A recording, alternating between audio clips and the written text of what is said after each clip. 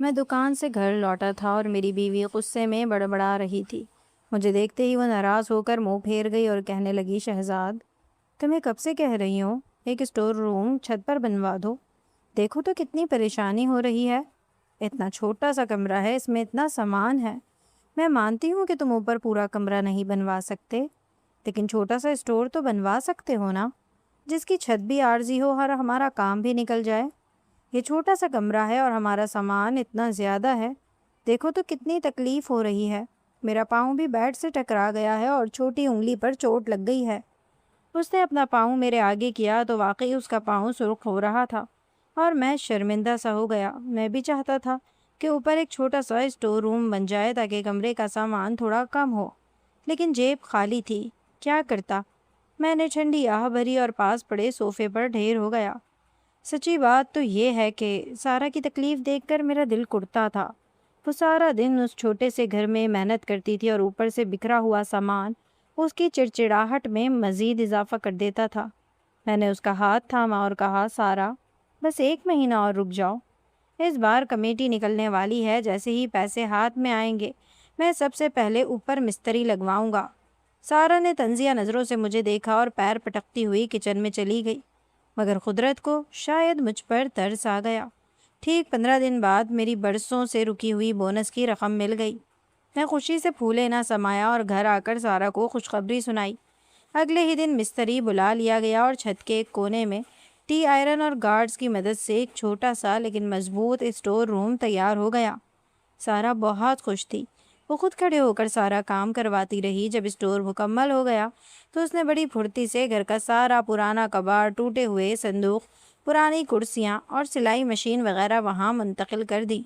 میں نے سکون کا سانس لیا کہ چلو اب گھر بھی کھلا لگے گا اور سارا بھی خوش رہے گی، مگر مجھے کیا معلوم تھا کہ یہ سکون صرف طوفان سے پہلے کی خاموشی ہے۔ کچھ دن گزرے تو میں نے ایک عجیب بات محسوس کی۔ سارا جو پہلے سارا دن میرے سامنے رہتی تھی اب گھنٹوں غائب رہنے لگی تھی۔ جب بھی میں دفتر سے تھکا ہارا گھر آتا، وہ اسٹور روم سے نیچے اتر رہی ہوتی اور اس کے ہاتھ میں ایک بڑا سا تالا ہوتا جو وہ بڑی عجلت میں دروازے پر لگا دیتی۔ اس کے چہرے پر ایک عجیب سی گھبراہٹ ہوتی، جیسے کوئی چوری پکڑی گئی ہو۔ ایک شام میں نے اسے ٹوکا کہ سارا، اس اسٹور میں اب ایسا کیا قیمتی سامان ہے کہ تم اسے ہر وقت تالا لگا کر رکھتی ہو اور وہاں اتنی دیر کیا کرتی ہو؟ وہ بری طرح ہڑبڑا گئی اور کہنے لگی، وہ بس شہزاد، چوہے بہت ہیں وہاں، میں نہیں چاہتی کہ وہ پرانے کپڑوں کو کتر دیں۔ اس کا جواب بظاہر سادہ تھا، مگر اس کی آنکھوں میں جھانکتا خوف کچھ اور ہی کہہ رہا تھا۔ میں بہت تھکا ہوا تھا، اسی لیے کچھ کہنے کی بجائے اس سے کھانا مانگ کر کمرے میں چلا گیا۔ وہ چھوٹے سے باورچی خانے میں چلی گئی اور میں لیٹ کر چھت کو تکنے لگا۔ میں اپنی بیوی کو دنیا کی ہر آسائش دینا چاہتا تھا۔ میں چاہتا تھا کہ تھوڑا بڑا سا گھر لوں تاکہ اسے آسانی ہو جائے، ایک صحیح سے باورچی خانہ بنوا دوں تاکہ اسے کھانا پکانے میں بھی تکلیف نہ ہو۔ یہ گھر میرے ابا کے زمانے کا تھا۔ 40 گز کے اس مکان میں جگہ ہی کہاں تھی۔ ایک چھوٹا سا کمرہ، واش روم اور کچن بننے کے بعد بالکل بھی جگہ نہیں تھی، یہاں تک کہ مجھے موٹر سائیکل بھی گلی میں کھڑی کرنی پڑتی تھی۔ میں پچھلے اتنے عرصے سے بہت محنت کر رہا تھا کہ کسی طرح تھوڑی بہت رقم جمع ہو، میں یہ گھر فروخت کروں اور کسی اچھے علاقے میں ایک مناسب سا گھر لے لوں، لیکن یہ سب کچھ مجھے اپنی دسترس سے باہر لگ رہا تھا۔ سارا جب کھانا لے کر کمرے میں آئی تو اس کے ماتھے پر پسینے کی ننھی بوندیں چمک رہی تھیں جو اس کی دن بھر کی مشقت کا پتہ دے رہی تھیں۔ وہ تھالی رکھ کر میرے پاس بیڈ پر ہی بیٹھ گئی تو میں نے دھیرے سے اس کا نرم اور تپتا ہوا ہاتھ اپنے ہاتھ میں لے لیا اور بڑے پیار سے اس کی آنکھوں میں جھانکتے ہوئے کہا، سارا، میں جانتا ہوں کہ تمہیں اس چھوٹے سے گھر میں بہت پریشانیاں ہیں۔ میں دیکھتا ہوں کہ تم کیسے اس تنگ جگہ میں گزارا کر رہی ہو۔ میرا بس چلے تو میں تمہارے قدموں میں ڈھیر ساری خوشیاں لا کر رکھ دوں۔ سارا نے ایک لمبی آہ بھری اور اپنا سر میرے کندھے پر رکھ دیا۔ اس کی خاموشی میں ایک عجیب سی بے بسی تھی۔ میں نے اس کے ہاتھ کو تھوڑا اور دباتے ہوئے کہا، تم فکر نہ کرو، میں دن رات ایک کر دوں گا، بس تھوڑا وقت اور دے دو۔ میں اس گھر کی حالت بھی بدلوں گا اور تمہارے لیے وہ بڑا باورچی خانہ بھی بنواؤں گا جس کا تم اکثر ذکر کرتی ہو۔ سارا نے سر اٹھا کر میری طرف دیکھا تو اس کی آنکھوں میں نمی تھی۔ اس نے مسکرانے کی کوشش کی اور بولی، شہزاد، مجھے بڑی بڑی آسائشیں نہیں چاہیے، بس یہ گھر تھوڑا سنور جائے تو میرا دل بھی لگ جائے گا۔ اب دیکھو نا، اس اسٹور روم کی وجہ سے میں کتنی چڑچڑی ہو گئی تھی۔ میں نے اس کا ماتھا چوما اور وعدہ کیا کہ اب حالات بدلیں گے۔ وہ رات ہم دونوں نے بہت سی باتیں کی اور مستقبل کے خواب بنے۔ باتوں کے دوران نہ جانے کب میری آنکھ لگ گئی اور میں گہری نیند کی وادیوں میں اتر گیا۔ آدھی رات کا وقت ہوگا جب میری اچانک آنکھ کھلی تو میں نے برابر میں ہاتھ مارا، مگر سارا بستر پر موجود نہیں تھی۔ پہلے تو میں نے سوچا شاید وہ واش روم گئی ہوگی۔ میں وہیں لیٹا رہا اور چند منٹ اس کی واپسی کا انتظار کرتا رہا، لیکن جب کافی دیر گزر گئی اور واش روم سے پانی گرنے یا کسی قسم کی کوئی آواز نہ آئی تو میرے دل میں وہم سا جاگا۔ میں اٹھ کر کمرے سے باہر نکلا اور واش روم کا دروازہ کھلا تھا اور اندر اندھیرا تھا۔ کچن کی طرف دیکھا تو وہاں بھی خاموشی تھی۔ میرا ماتھا ٹھنکا کہ سارا اس وقت کہاں ہو سکتی ہے۔ میں نے گھر کا صدر دروازہ چیک کیا تو وہ اندر سے مقفل تھا، یعنی وہ گھر سے باہر نہیں گئی تھی۔ اب صرف ایک ہی جگہ بچی تھی اور وہ تھی گھر کی چھت۔ میں ننگے پاؤں دبے قدموں سیڑھیوں کی طرف بڑھا۔ جیسے جیسے میں اوپر جا رہا تھا میرے دل کی دھڑکنیں تیز ہو رہی تھیں۔ جب میں چھت پر پہنچا تو چاند کی مدھم روشنی میں دیکھا کہ اسٹور روم کا دروازہ کھلا ہے اور اندر سے روشنی کی ایک ہلکی سی لکیر باہر آ رہی ہے۔ میں ابھی قدم آگے بڑھانے ہی والا تھا کہ سارا ہانپتی ہوئی باہر نکلی۔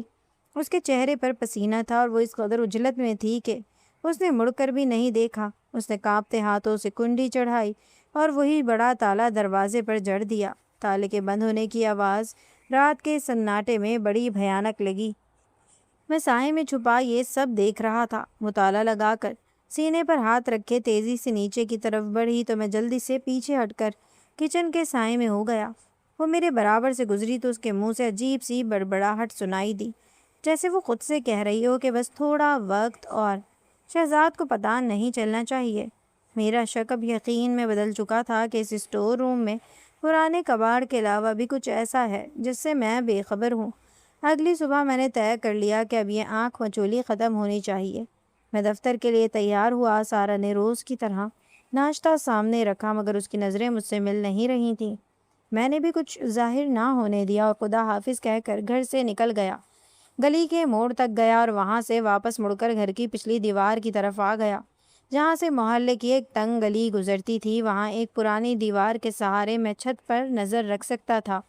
میں وہیں چھپ کر بیٹھ گیا۔ میرا دل کسی زخمی پرندے کی طرح سینے میں دھڑک رہا تھا۔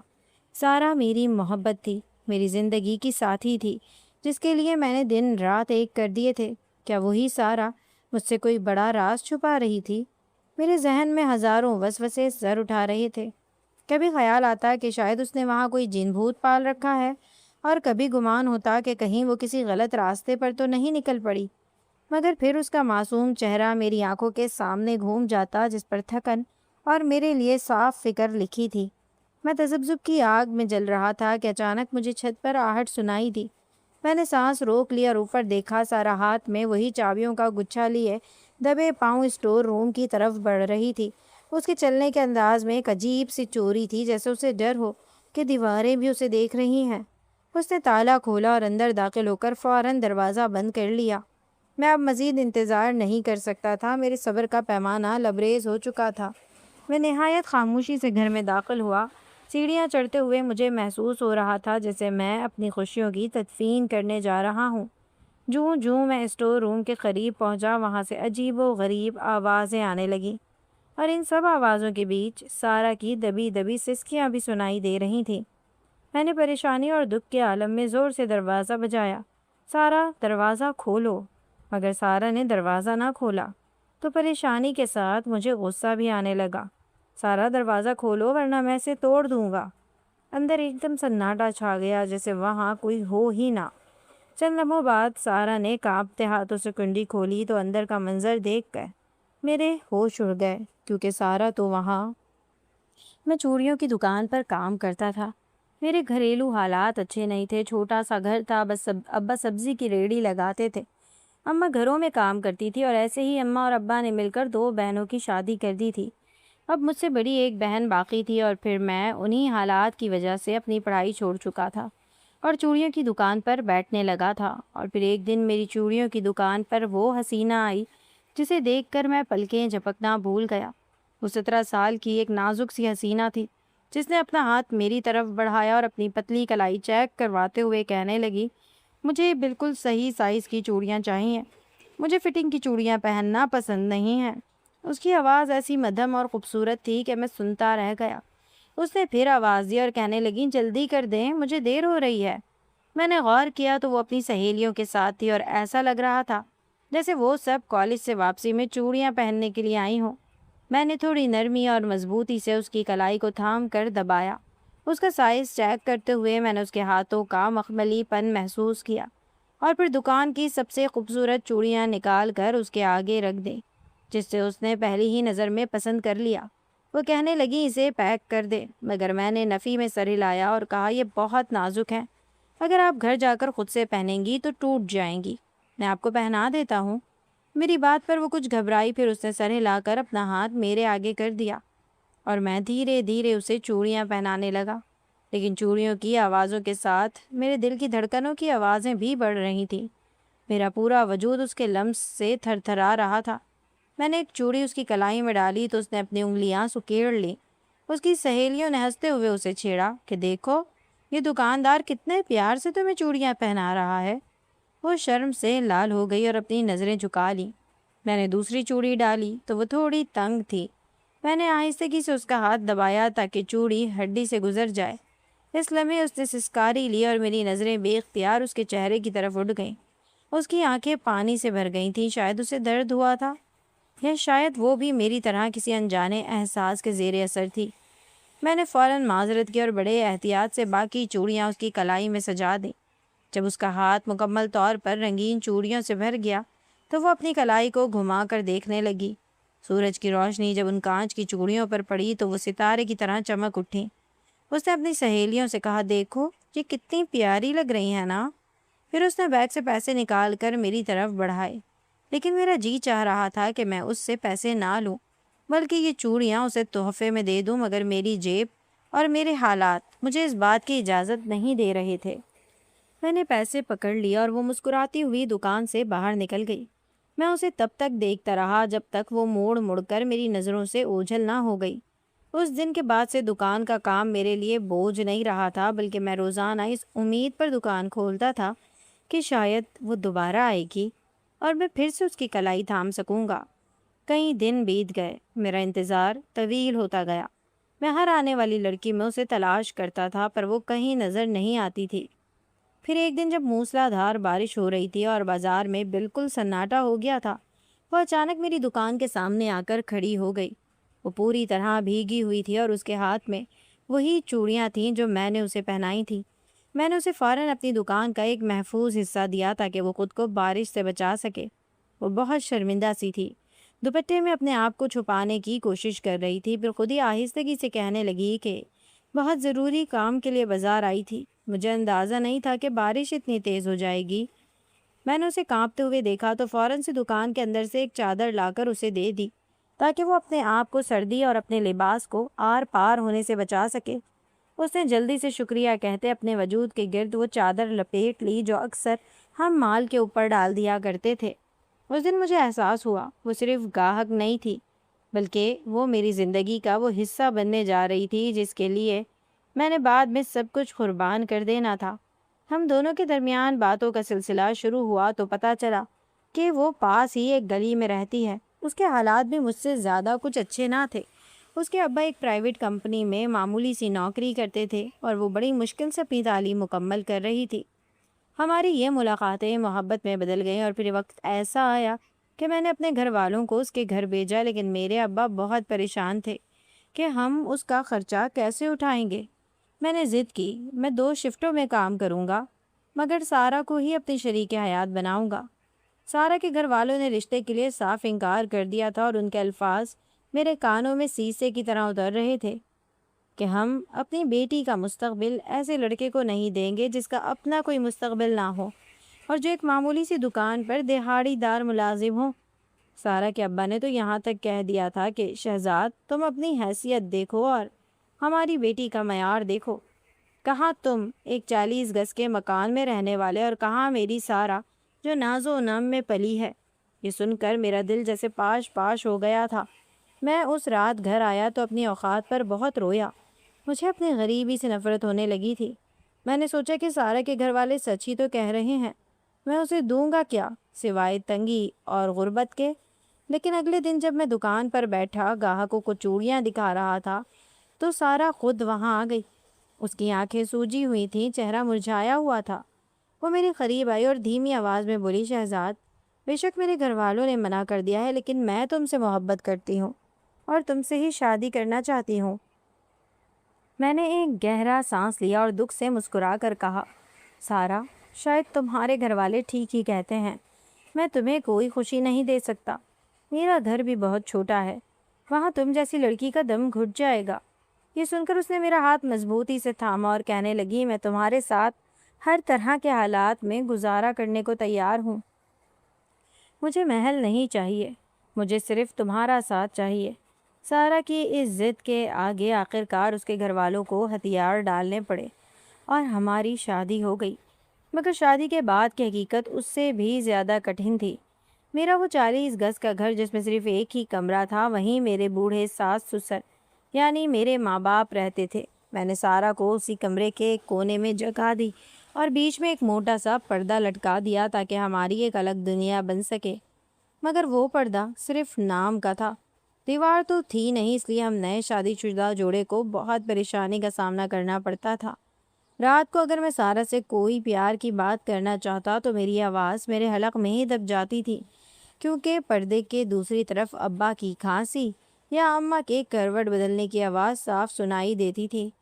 ہم دونوں بدھ بنے لیٹے رہتے اور دیواروں کو تکتے رہتے۔ سارا کبھی کبھی گھٹن محسوس کرتی تو اٹھ کر صحن میں چلی جاتی، جہاں بمشکل 2 بندوں کے کھڑے ہونے کی جگہ تھی۔ اس تنگی نے سارا کو بہت چڑچڑا بنا دیا تھا۔ اس تنگ گھر کی دیواریں اسے کھانے کو آتی تھیں اور ہمارا پیار اس غربت کی دھول میں کہیں کھو سا گیا تھا۔ لیکن پھر زندگی نے ایک نیا اور اچانک موڑ لیا۔ میرے ابا جو عرصے سے بیمار چل رہے تھے، ایک رات خاموشی سے ہمیں داغ مفارقت دے گئے۔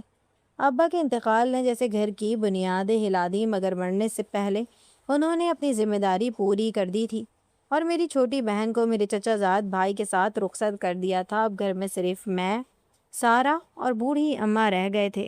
میری بڑی بہن جو خالہ کے گھر بیاہی گئی تھی، جب وہ تعزیت کے لیے آئی اور اس نے دیکھا کہ ہم 40 گز کے ایک کمرے میں کس طرح گھٹ گھٹ کر جی رہے ہیں اور سارا کیسی اذیت میں ہے، تو اس کا دل بھر آیا۔ وہ اماں کو اپنے ساتھ لے گئی۔ خالہ نے بھی بڑے دل کا مظاہرہ کیا اور اماں کو اپنے ہی گھر میں ایک علیحدہ کمرہ دے دیا۔ وہ بھی جانتی تھی کہ ہم کن کٹھن حالات سے گزر رہے ہیں اور سارا کے لیے اس طرح گزارا کرنا کتنا مشکل ہے۔ اماں کا بھی خالہ کے ساتھ بہت دل لگتا تھا۔ اس طرح اس چھوٹے سے گھر میں اب صرف میں اور سارا رہ گئے تھے۔ وہ پردہ جو ہمارے درمیان ایک دیوار بن کر لٹکا رہتا تھا، میں نے اسے ہٹا کر پھینک دیا۔ اب وہ پورا کمرہ ہمارا تھا، ہماری اپنی خلوت کے لمحات اب صرف ہمارے تھے۔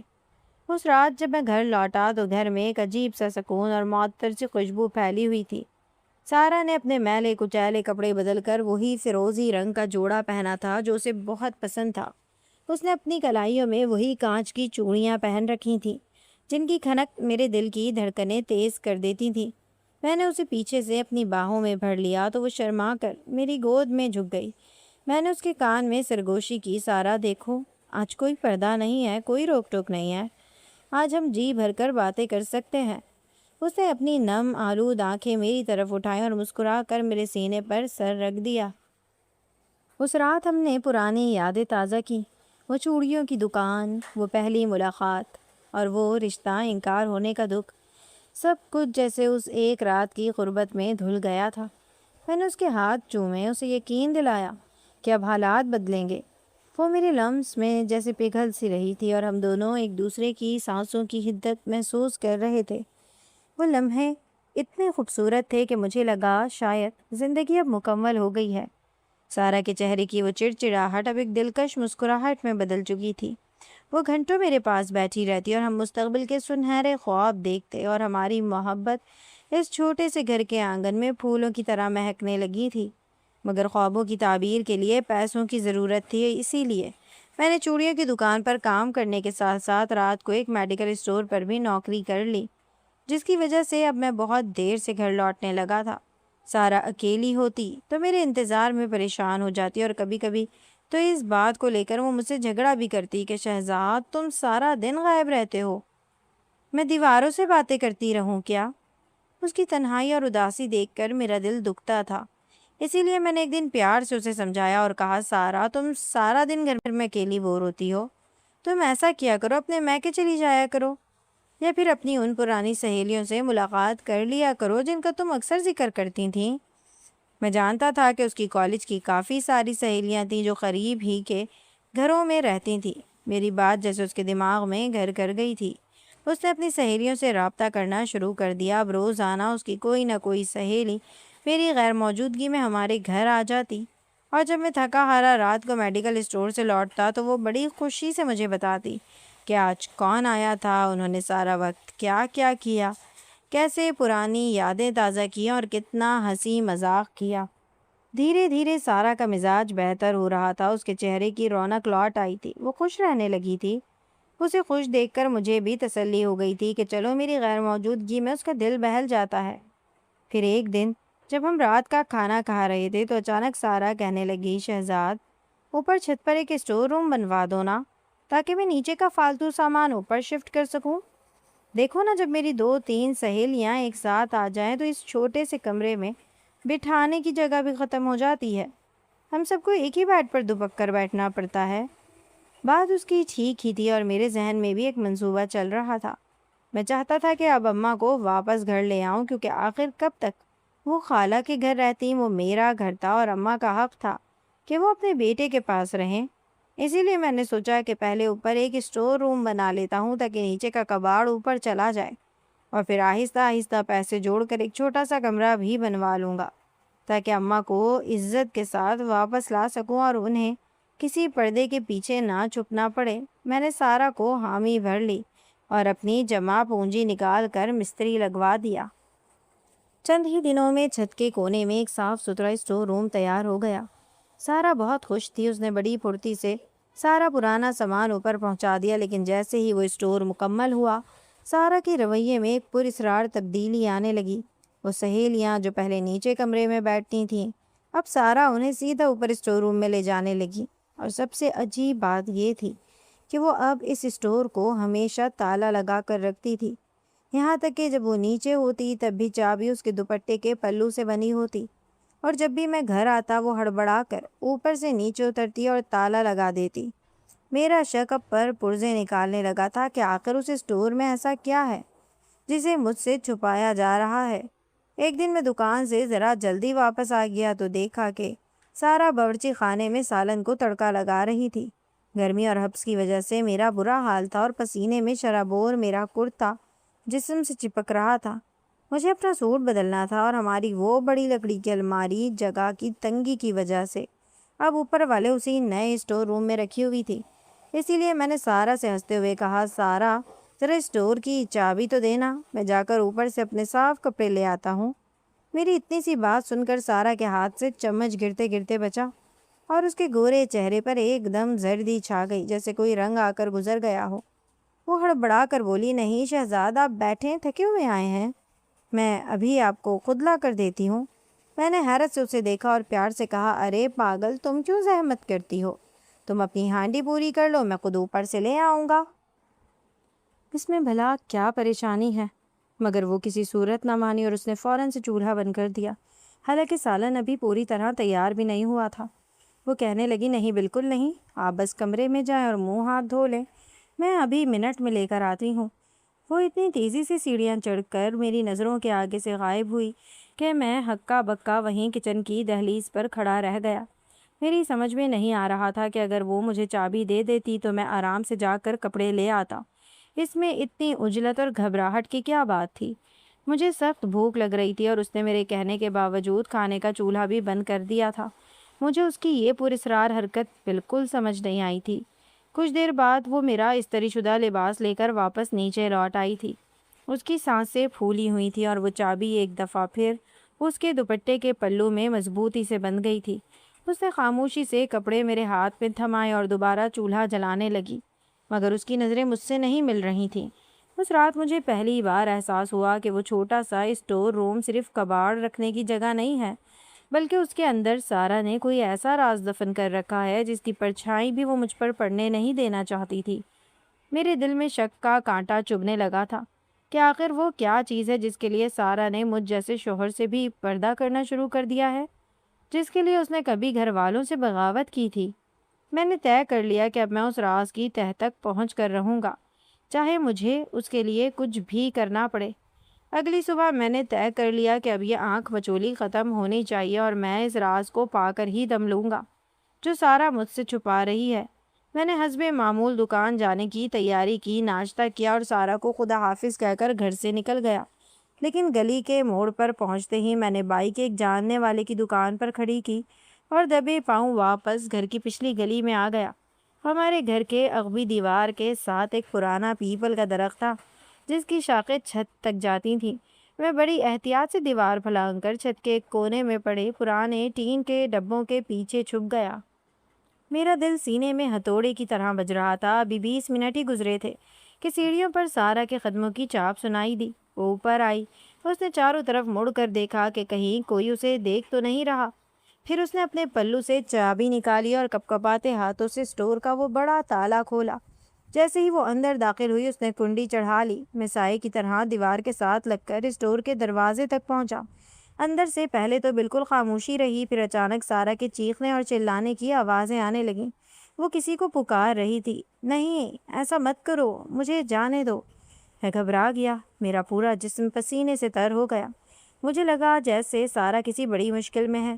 میں نے مزید کچھ سوچے سمجھے بغیر پوری قوت سے دروازے پر لات ماری۔ سارا، دروازہ کھولو۔ اندر ایک دم سناٹا چھا گیا۔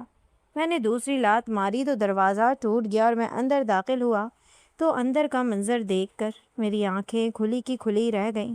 میرے پیروں تلے سے زمین نکل گئی۔ اسٹور روم کا وہ نقشہ ہی بدلا ہوا تھا۔ سامنے کی دیوار پر ایک بڑا سا کالا پردہ لٹک رہا تھا جس کے آگے ایک جدید قسم کی رنگ لائٹ لگی تھی جو پورے کمرے کو مصنوعی اور تیز روشنی سے نہلا رہی تھی۔ ایک تپائی پر سارا کا مہنگا موبائل سیٹ تھا جس کا کیمرہ آن تھا اور وہ سیدھا سارا کی طرف فوکس تھا۔ میں نے سارا کو دیکھا تو میرا دم حلق میں اٹک گیا۔ اس کا لباس انتہائی مختصر اور نازیبا تھا، ایسا لباس جو وہ میرے سامنے بھی پہننے سے کتراتی تھی۔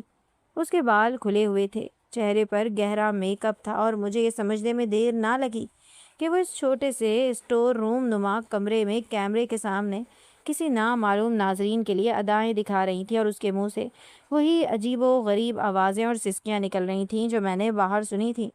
میرے داخل ہوتے ہی وہ ہڑبڑا کر مڑی۔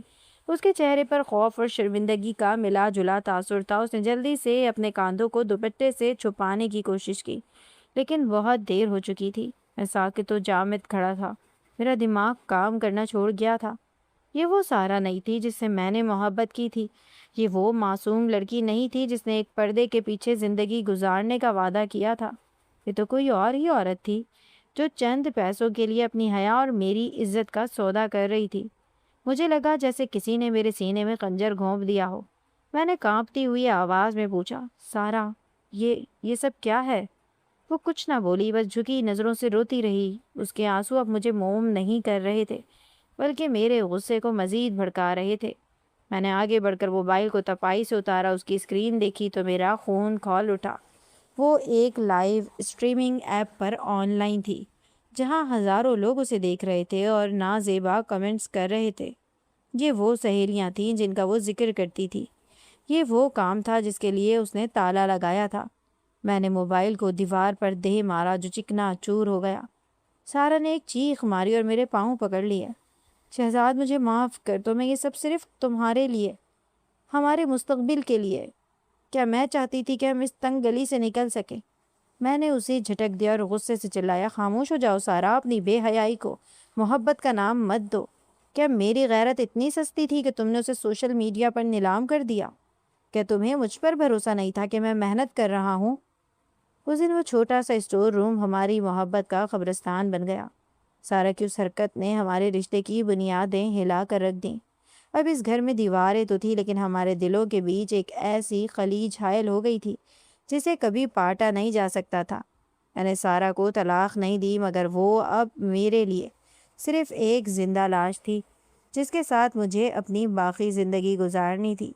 وہ اسٹور روم اب ہمیشہ کے لیے بند کر دیا گیا تھا لیکن اس کے اندر کا وہ خوفناک منظر میرے ذہن میں ہمیشہ کے لیے نقش ہو گیا اور مجھے آج بھی وہ عجیب و غریب آوازیں سنائی دیتی تھی۔ سارا اکثر میرے سامنے گڑ گڑاتی، میرے پاؤں پکڑتی رو رو کر یہی دہائیاں دیتی کہ شہزاد میں نے یہ سب تمہارے لیے کیا، ہمارے آنے والے کل کے لیے کیا، تاکہ ہم اس 40 گز کے جہنم سے نکل سکیں، تاکہ تمہیں 2 نوکریاں نہ کرنی پڑیں۔ مگر میرا دل اس کی ایک بات بھی قبول کرنے کو تیار نہیں تھا۔ میرا ذہن ساکت ہو جاتا یہ سوچ کر کہ یہ کیسا مستقبل تھا جس کے لیے اس نے اپنی عزت کا سودا کرنا گوارا کیا۔ سوشل میڈیا پر جب کوئی عورت خود کو نیم برہنہ حالت میں غیروں کے سامنے پیش کرتی ہے تو وہ صرف لباس ہی چھوٹا نہیں ہوتا، بلکہ شوہر کی غیرت اور خاندانی وقار بھی نیلام ہو رہا ہوتا ہے۔ مجھے سمجھ نہیں آتا میں اسے کس دل سے معاف کروں۔ اس نے میری اس محبت کو رسوا کیا ہے جس کے لیے میں نے زمانے سے بغاوت کی تھی۔ میں نے تو اسے ایک پردے کے پیچھے بھی ملکہ بنا کر رکھا تھا، مگر اس نے 4 دیواری کے تقدس کو ایک رنگ لائٹ اور موبائل کیمرے کے سامنے ڈھیر کر دیا۔ اب وہ میرے سامنے ہوتی تو مجھے اس کی باتوں میں ندامت سے زیادہ اپنی توہین نظر آتی ہے۔ آپ لوگ ہی بتائیں کہ ضمیر کی عدالت میں ایسی معافی کی کوئی گنجائش ہے؟ کیا میں سارا کو معاف کر کے دوبارہ ویسے ہی گلے لگا لوں جیسے اس کی کلائی میں پہلی بار چوڑیاں پہناتے وقت لگایا تھا؟ یا پھر ہم اسی طرح ایک بے جان اور مردہ رشتے کی لاش کو کندھوں پر اٹھائیں، ساری زندگی گزار دیں جہاں چھت تو ایک ہے مگر دلوں کے درمیان وہ کالا پردہ ہمیشہ کے لیے لٹک گیا ہے۔ میرا ضمیر مجھے ملامت کرتا ہے کہ جس عورت نے غیر مردوں کی جھوٹی ستائش کے لیے اپنی حیا کا جنازہ نکال دیا وہ کل کو میرے بچوں کی کیا تربیت کرے گی؟ رشتہ تو شاید نبھ جائے مگر وہ اعتبار جو شیشے کی طرح کرچی کرچی ہو چکا ہے، اسے جوڑنے کا کوئی ہنر میرے پاس نہیں ہے۔ زندگی اب ایک ایسے موڑ پر کھڑی ہے جہاں ضمیر اور محبت کے بیچ ایک ایسی جنگ چھڑ گئی ہے جس کا کوئی فاتح نظر نہیں آتا۔ آپ لوگ بتائیں مجھے کیا کرنا چاہیے؟ کیا میں سارا کو معاف کر دوں یا پھر ہمیشہ کے لیے اس تعلق کو ختم کر دوں؟ کمنٹس میں اپنی قیمتی رائے کا اظہار کر کے مجھے صحیح راستہ ضرور